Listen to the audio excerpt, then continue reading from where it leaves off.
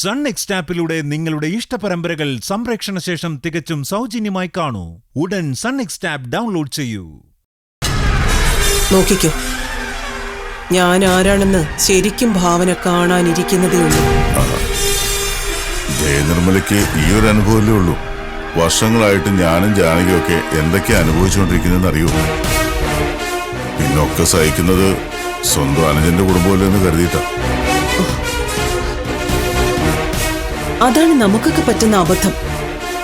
രക്തബന്ധങ്ങളല്ലേന്ന് കരുതി നമ്മൾ എന്തൊക്കെ ചെയ്താലും ഒടുവിൽ അത് തിരിച്ചടിയായേ കിട്ടും. ജയനിർമ്മലെ, ദൈവമായിട്ടാ നമ്മളെ തമ്മിൽ അടുപ്പിച്ചത്. അതൊരു പക്ഷേ നല്ലതിനാവാം. അല്ലെങ്കിൽ പിന്നെന്തിനാ തല്ലാനും കൊല്ലാനും വന്ന് എന്നെ നിങ്ങൾ സ്വന്തക്കാരനാക്കിയത്?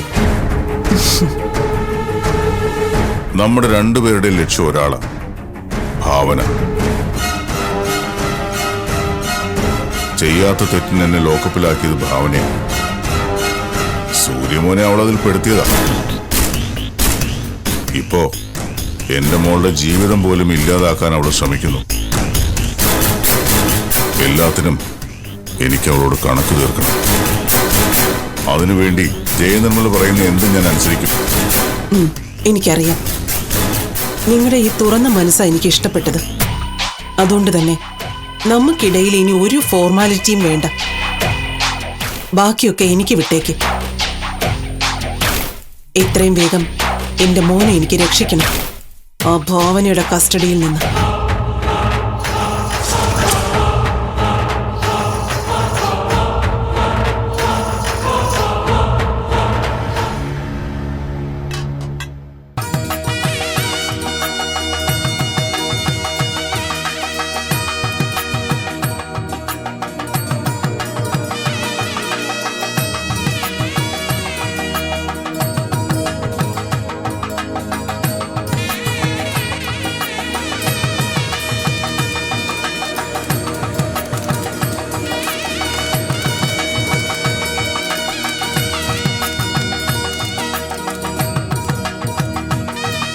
എന്താ അമ്പാലിക ചേച്ചി, പെണ്ണിന്റെ വീട്ടിൽ നിന്ന് ഈ 4 പേരെ വന്നിട്ടുള്ളൂ?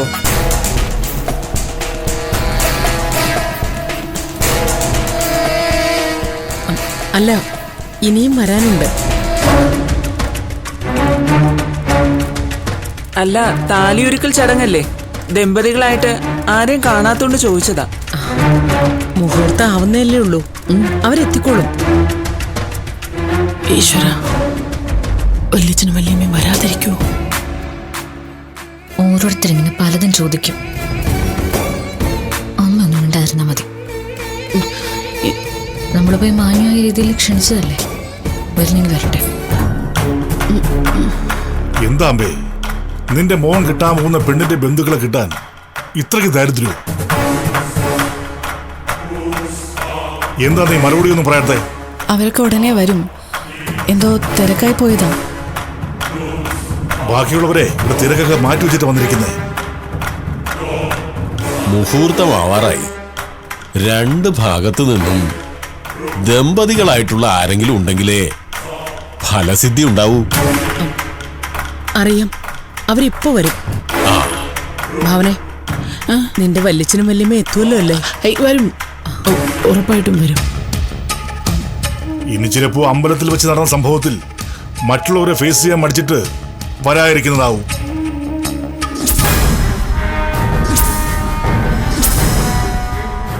അങ്ങനൊന്നും ആവില്ല ഏട്ടാ. അതൊക്കെ തെറ്റിദ്ധാരണയുടെ പുറത്തുണ്ടായതാണെന്ന് എല്ലാവരും അറിഞ്ഞല്ലോ. ഇത് മറ്റെന്തെങ്കിലും കാരണമാവും. മാത്രമല്ല, ഞാൻ അവരോട് പറഞ്ഞ സമയം ആവുന്നതേ ഉള്ളൂ. എന്താ പലരോടും പല സമയമാണോ നീ പറഞ്ഞിരിക്കുന്നേ? ഞങ്ങളൊക്കെ നീ പറഞ്ഞ സമയത്താ വന്നിരിക്കുന്നേ. അല്ല, മോളുടെ ഭർത്താവ് വന്നില്ലേ? അതെന്താ മായ, സേതു വരില്ലേ? എന്താ അമ്പേ, എന്ത് ചോദിച്ചാലും ഇവരൊക്കെ എന്താ എങ്ങനെ മിണ്ടാതിരിക്കുന്നേ? അതോ ഇവർക്കാർക്കും സഹകരിപ്പിക്കാൻ പറ്റാത്ത ആരും കുടുംബത്തിലില്ലേ?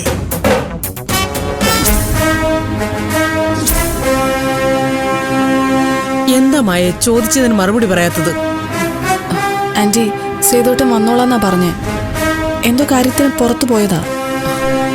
ഇതിനേക്കാൾ വലുതായിട്ട് എന്ത് കാര്യമാ സേതുവിനുള്ളത്?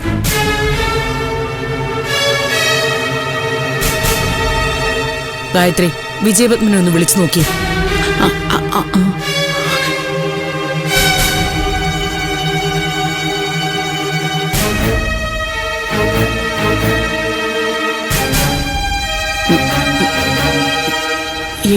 എടുക്കുന്നില്ല. ഇത് മനഃപൂർവ്വം എടുക്കാത്തതാവും, പങ്കെടുക്കാതിരിക്കാൻ വേണ്ടി. ഭാവന ഒന്ന് വന്നേ.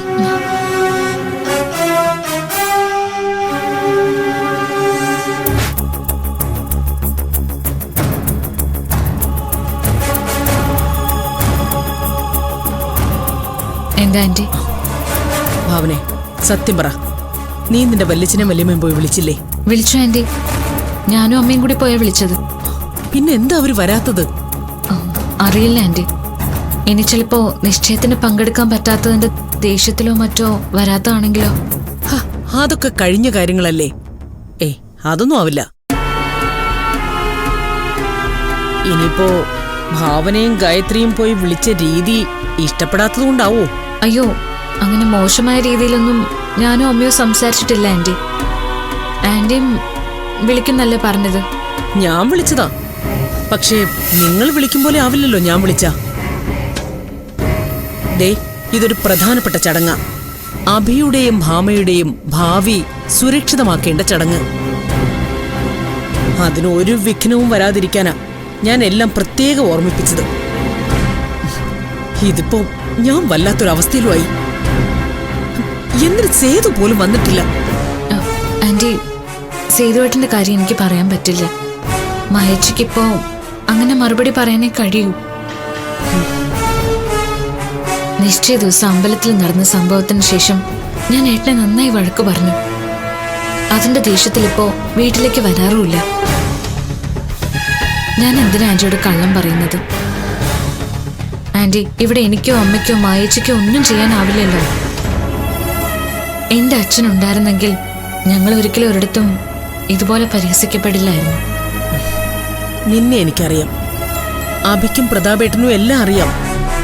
പക്ഷേ എന്റെ ഏട്ടൻ ഉൾപ്പെടെ മറ്റാർക്കും നിന്റെ മനസ്സോ സ്വഭാവമോ അറിയില്ല. അതൊന്നും ആരെയും പറഞ്ഞു മനസ്സിലാക്കാനും പറ്റില്ല.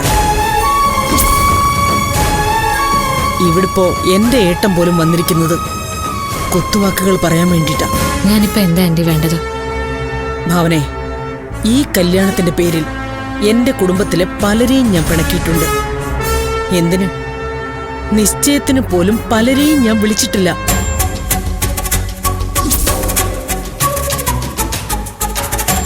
അതിന്റെയൊക്കെ പിന്നിലെ കാരണം അഭി കണ്ടെത്തിയത് ഒരു മിഡിൽ ക്ലാസ് കുടുംബത്തിലെ പെണ്ണാണെന്ന് പറയാൻ മടിച്ചിട്ടാ. അതെനിക്കറിയാലോ ആന്റി. പക്ഷേ ഇനി എനിക്ക് കല്യാണത്തിനും അവരെയൊക്കെ വിളിക്കാതിരിക്കാൻ പറ്റില്ല. ഇവിടെ ഞാൻ എല്ലാവരോടും പറയാൻ പോകുന്നത് എന്താണെന്നറിയോ? അത്യാവശ്യം പറഞ്ഞാൽ അറിയുന്നത് നിന്റെ വല്യച്ഛന്റെ പേരാ. വിജയപത്മന്റെ കുടുംബത്തിൽ നിന്നാണെന്നും വിജയപത്മന്റെ അനുജന്റെ മകളാണെന്നും പറഞ്ഞു തന്നെയാ ഞാൻ എല്ലാവരെയും കല്യാണത്തിന് ക്ഷണിക്കാൻ പോകുന്നത്.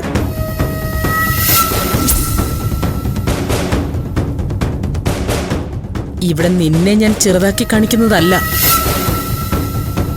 എന്റെ അച്ഛനപ്പൂപ്പന്മാർ നിലനിർത്തിക്കൊണ്ടുവന്ന പ്രതാപം ഞാനായിട്ട് നഷ്ടപ്പെടുത്താൻ പാടില്ല. അതുകൊണ്ടാ.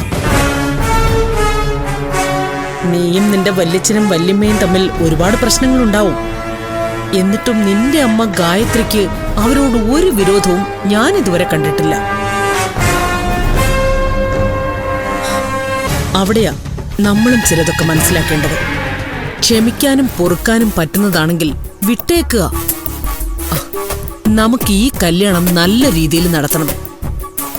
അതിനുവേണ്ടിയാ ഞാൻ ഇതൊക്കെ പറഞ്ഞത്. ഭാവനെ, ഇവിടിപ്പോ നീ തന്നെ പറഞ്ഞു സേതുവിന്റെ കാര്യം. അത് കഴിഞ്ഞാ പിന്നെ മറ്റാരാ നിന്റെ കുടുംബത്തിൽ ദമ്പതിമാരായിട്ടുള്ളത്? വിജയപത്മനും ജാനകിയും അല്ലേ ഉള്ളൂ. അതും കുടുംബത്തിലെ ജീവിച്ചിരിക്കുന്ന തലമൂത്ത ദമ്പതികൾ. അതുകൊണ്ട് അവരെത്രയും വേഗം ഇവിടെ എത്തണം. ഈ ചടങ്ങിൽ പങ്കെടുക്കുകയും വേണം.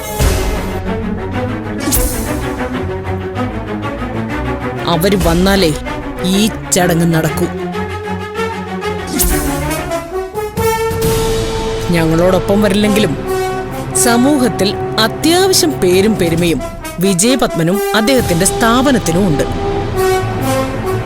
ഉറപ്പായും അതിന്റെ ക്രെഡിറ്റ് നിന്റെ അനിയത്തി ഭാമയ്ക്കും എന്റെ മകൻ അഭിക്കും കൂടി ഉള്ളതാ. അത് നീ മനസ്സിലാക്ക്. നിശ്ചയത്തിന് ഞാൻ പലരെയും വിളിക്കാൻ പോയപ്പോ എന്നോട് അവര് ചോദിച്ചത് എവിടുന്നാണ് പെണ്ണെന്നാ. ഞാൻ ഗായത്രിയുടെയും ഭാവനയുടെയും പേര് പറഞ്ഞപ്പോ അവരൊക്കെ ചോദിച്ചെന്താന്നറിയോ? കുടുംബം ഏതാണെന്ന്. എനിക്ക് പറയാൻ പറ്റുമോ വാടക വീട്ടിലാ താമസിക്കുന്നതെന്ന്? അതുകൊണ്ടാ ഞാൻ ഇങ്ങനെ ഒരു തീരുമാനം എടുത്തത്. വിജയപത്മന്റെ കുടുംബത്തിൽ നിന്നാണെന്ന് പറയുക. മറ്റാരെയും പറഞ്ഞ് മനസ്സിലാക്കാൻ പറ്റും. പക്ഷേ എന്റെ ഏട്ടന്റെ ഭാര്യ സുഭദ്രയുടെ ബന്ധുക്കളെയാ പറഞ്ഞ് മനസ്സിലാക്കാൻ പ്രയാസം. അതുകൊണ്ട് നീ തന്നെ നിന്റെ വല്യച്ഛനെ ഒന്ന് വിളിച്ചു നോക്ക്. എന്നിട്ട് കാര്യം പറ.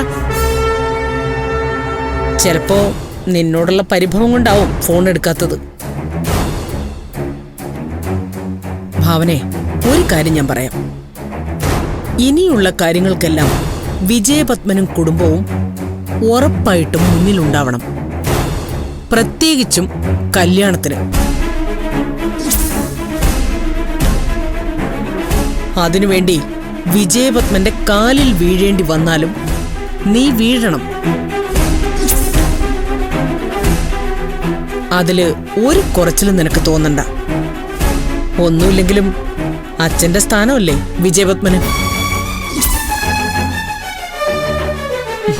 സമയം പോന്നു. നീ പെട്ടെന്ന് എന്താന്ന് വെച്ചാ ചെയ്യാൻ നോക്ക്. അമ്മേ, ആ വേഗം വന്നേ, സമയം പോകുന്നു. ആ ഞാൻ അങ്ങോട്ട് പോവാ. വല്യച്ഛനെ ഒന്ന് വിളിച്ചു നോക്ക്.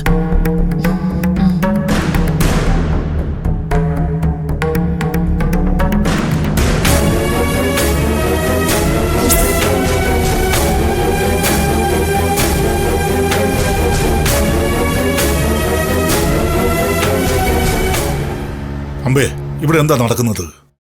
നമ്മളെക്കാൾ വലിയ ഏത് VIP വരാനുള്ളത്? ഭാവനയുടെ വല്യച്ഛനും വല്യമ്മയൊന്നും വന്നോട്ടേട്ടാ. അവരിപ്പോ ഇങ്ങെത്തും. ഭാവനെ, നിന്റെ വല്യച്ഛനെ വിളിച്ചോ? അവരുടനെ എത്തുവോ?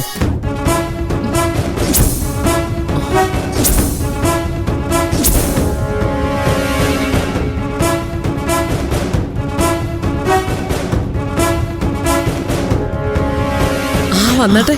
വരൂ ഏട്ടാ. ഞങ്ങൾ എത്തിയ അമ്പാലികെ. ഇത്രയും താമസിച്ചപ്പോ വരില്ലെന്ന് ഞാൻ കരുതിയത്. അതെങ്ങനെ വരാതിരിക്കും അമ്പാലികെ?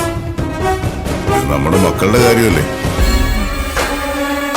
സേതുവിനെ വല്യച്ഛന്റെയും വല്യമ്മയുടെയും കൂടെ ഞാൻ തീരെ പ്രതീക്ഷിച്ചില്ല. സ്വന്തം വീട്ടുകാരെ ക്ഷണിച്ചില്ലെങ്കിൽ പിന്നെ ഞങ്ങൾക്ക് കൊണ്ടുവരാതിരിക്കാൻ പറ്റുമോ?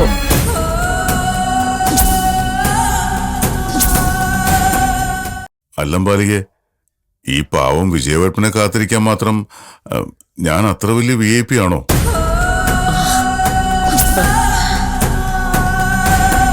അല്ല, ഞാനൊരു തമാശ പറഞ്ഞ കേട്ടോ. എന്നാ ശരി, ഇനി ഞങ്ങളായിട്ട് മുഹൂർത്തം തെറ്റിക്കണ്ട. ചടങ്ങ് നടക്കട്ടെ. അമ്പാലിക വിളിച്ചതുകൊണ്ട് മാത്രമാണ് ഞങ്ങൾ വന്നത്. ഭാവനയ്ക്ക് ഞങ്ങൾ വരുന്നൊന്നും ഇഷ്ടപ്പെടില്ല.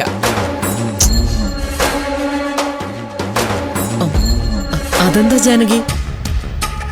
ഭാവനയും ഗായത്രിയും കൂടി നിങ്ങളെ വന്ന് ക്ഷണിച്ചില്ലേ? വന്ന് വിളിച്ചു അമ്പാലികേ.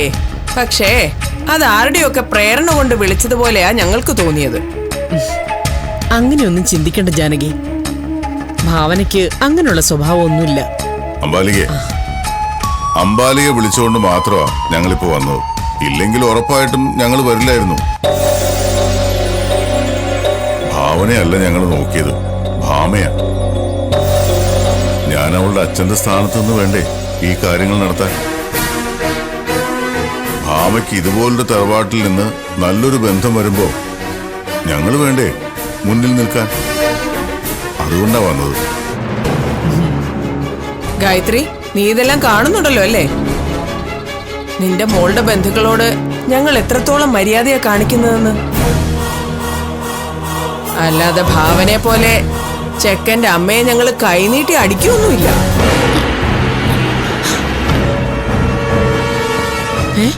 എന്താ ജാനകി, ഭാവന ആരെ അടിച്ചെന്ന്? അയ്യോ, അല്ല അത് പിന്നെ വല്യമ്മേ, വന്ന് കയറി ഉടനെ കുത്തിത്തിരിപ്പുണ്ടാക്കുന്നോ? ഭാവന വേണ്ട. പറയൂ ജാനകി, ഭാവന ആരെ അടിച്ചത്? അത് ഞങ്ങളുടെ മോള് പല്ലവിക്ക് ഒരു വലിയ കുടുംബത്തിൽ നിന്ന് കല്യാണാലോചന വന്നു. പല്ലവിയെ പെണ്ണ് കാണാൻ വേണ്ടി പയ്യന്റെ വീട്ടിൽ നിന്ന് പയ്യനും ബന്ധുക്കളും എല്ലാവരും വന്നിരുന്നു.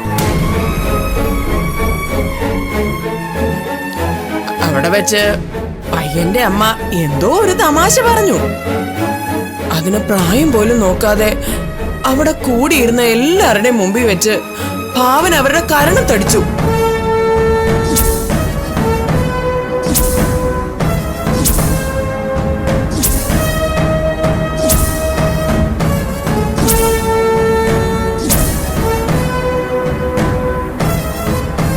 എന്താ ഭാവന ഇത്? നീ ഒരു പക്വതയുള്ള പെണ്ണല്ലേ, പിന്നെ എന്തു പറ്റി? അതും പ്രായം പോലും നോക്കാതെ. അമ്പാലികെ, ഇപ്പൊ തന്നെ ഇതിവിടെ ജാനകിക്ക് പറയേണ്ട കാര്യമില്ലെന്ന് അറിയാം. പക്ഷേ ഞങ്ങൾ ഇങ്ങനെയുള്ളവരല്ലെന്ന് ഇവരറിയണം. ബന്ധുക്കളോടൊക്കെ എങ്ങനെയാണ് പെരുമാറേണ്ടെന്ന് ഒന്ന് മനസ്സിലാക്കി കൊടുക്കാൻ വേണ്ടിയാ ഈ ചടങ്ങിനിടയിൽ തന്നെ ഇങ്ങനെ പറഞ്ഞത്. ഇവളിങ്ങനെ അമ്പാലികെ ആരുടെ നേരെയും എപ്പോ വേണമെങ്കിലും പ്രതികരിക്കും. അത് കൈകൊണ്ടാണെന്ന് മാത്രം. ആന്റി, ഞാൻ അങ്ങനെ ചെയ്തിട്ടുണ്ടെങ്കിൽ അതിന് തക്കതായ കാരണം ഉണ്ടാവും. ഇപ്പൊ അതിന്റെ വിശദീകരണത്തിന് നിന്നാ മുഹൂർത്തം കഴിയും. അതുകൊണ്ട് താലിയൊരുക്കൽ നടക്കട്ടെ. എന്താ ഭാവനെ, വെളിച്ചം പറഞ്ഞ് നിനക്ക് പിടിച്ചില്ലേ? സേതു മിണ്ടാതിരിക്കെ. സേതു വേണ്ട, ഇത് നമ്മുടെ ഒന്നും വീടല്ല, അമ്പാലികയുടെ വീടാ. നീ മിണ്ടായിരിക്കും.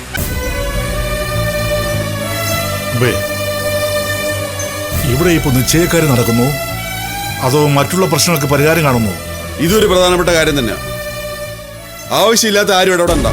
സേതു, നീ സൂക്ഷിച്ച് സംസാരിക്കണം. ഇതെന്റെ ഏട്ടനാ.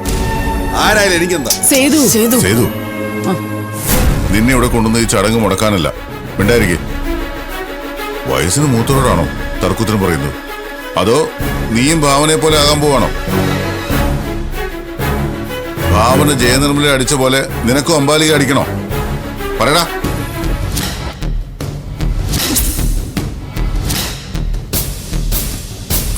അമ്പാലികെ, ഇവന് വേണ്ടി ഞാൻ മാപ്പി ചോദിക്കുന്നു. അല്ല വല്യച്ഛ, ഞാൻ അറിയാൻ പാടില്ലാത്തോണ്ട് ചോദിക്കാം. വല്യച്ഛനാണിപ്പോ സേതുവേട്ടനെ കണ്ണു കാണിച്ച് ഈ പ്രശ്നം ഉണ്ടാക്കിയത്. എന്നിട്ട് സേതുവേട്ടനെ വല്യച്ഛൻ തന്നെ തല്ലി ഉപദേശിക്കുന്നു. എന്താ, ഞങ്ങളൊക്കെ വിഡ്ഢികളാണെന്നാണോ വിചാരം? നിശ്ചയം മുടക്കാൻ നോക്കിയതുപോലെ താലിയുരുക്കൽ ചടങ്ങും മുടക്കാൻ വേണ്ടിയിട്ട് രണ്ടുപേരും കൂടി തയ്യാറായിട്ട് വന്നതാണല്ലേ? കണ്ടില്ലേ അമ്പാലികെ, ഇതുപോലുള്ള വാക്കുകൾ കേൾക്കാൻ വയ്യാത്തോണ്ടാ ഞങ്ങൾ വരാൻ മടിക്കുന്നു. എന്താ ഭാവന ഇത്? ഞങ്ങൾ വന്നത് തന്നെ ഭാവനയ്ക്ക് ഇഷ്ടപ്പെട്ടിട്ടില്ല അമ്പാലികെ. ഭാമയുടെ കല്യാണക്കാരിയല്ലേ, നന്നായി നടക്കട്ടെ എന്ന് കരുതിയ അമ്പാലിക വിളിച്ചപ്പോ ഞങ്ങൾ ഓടി വന്നത്. എന്നിട്ടിപ്പൊ കേട്ടില്ലേ? പാപ്പേട്ടാ, ഇനി നമ്മൾ ഇവിടെ ഒരു അധികപ്പറ്റാ, ഇല്ലെങ്കിൽ ഇതുപോലെ ഓരോന്ന് പറഞ്ഞോണ്ടിരിക്കും. അവനെ നീ എന്തൊക്കെയായി പറയുന്നേ? ഒന്നുമില്ലെങ്കിലും നിന്റെ വല്യച്ഛനും വല്യമ്മയല്ലേ ഇത്? സാരമില്ല, ഒന്നുമില്ലെങ്കിലും സ്വന്തം സഹോദരന്റെ മോളല്ലേ. ഇവൾക്ക് ആ ചിന്തയില്ലെങ്കിലും എനിക്ക് വേണമല്ലോ. വെളിച്ച വാ, മതി, നമുക്ക് പോവാം. ഇവരൊക്കെ താലി ഒരുക്കോ കെട്ടുകയോ പണയം വെക്കോ എന്താന്ന് വെച്ചാ ചെയ്യട്ടെ. വാ, നമുക്ക് പോവാം.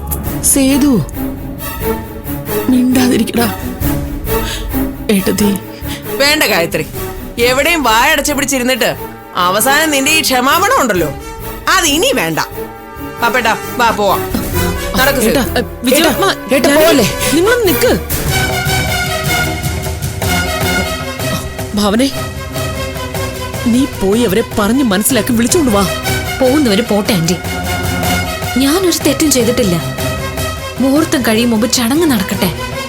ഭാവനെ, നിന്റെ വല്യച്ഛനും വല്യമ്മയും ഇവിടെ വന്നത് ഞാൻ വിളിച്ചിട്ടാ. നീ തിരിച്ചവരെ ഇവിടെ കൊണ്ടുവന്നില്ലെങ്കിൽ ഈ താലി ഒരുക്കൽ ചടങ്ങ് ഞാനിവിടെ നടത്തില്ല. അമ്പാലിക. അതെ ഗായത്രി, ഇനി ഭാവന വേണം തീരുമാനിക്കാൻ. എന്താ ഭാവനെ, കുടുംബത്തിലെ ആകെയുള്ള കാരണവരെയല്ലേ നീ പിണക്കി പറഞ്ഞയച്ചത്? ഭാവനെ, ഇനി ഭാമയുടെ ഭാവി എന്റെ കയ്യിലല്ല, നിന്റെ കയ്യിലാ. എന്താ വേണ്ടതെന്ന് നീ തന്നെ തീരുമാനിക്ക, അതും മുഹൂർത്തത്തിന് മുൻപ്.